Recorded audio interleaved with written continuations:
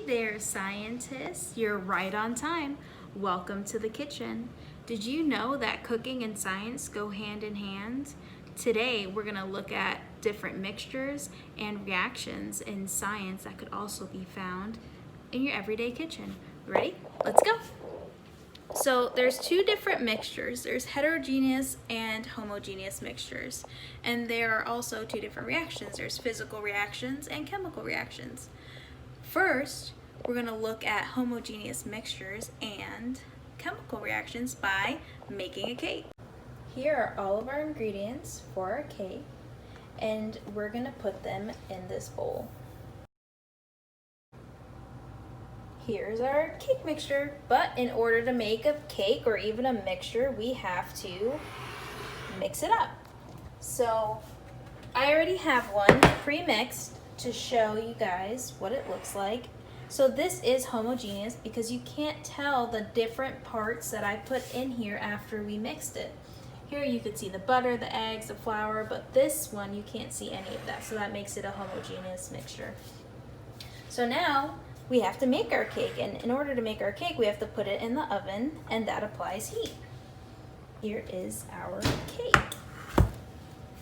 As you can see, there's been a change in color, the consistency's changed, everything about it has changed. It is no longer that original mixture we made. So that deems it as a chemical reaction. So far, we've already made a cake and figured out the difference between a chemical reaction and a homogeneous mixture. But what about the other two, the heterogeneous mixture and a physical reaction? Well, I'm going to show you those now using pasta. Alright, so let's make some observations on the pasta. We know they're straight, we know they're hard, we know they're long, but let's put it in boiling water and see what we get. Pour it in this container so we can see it better.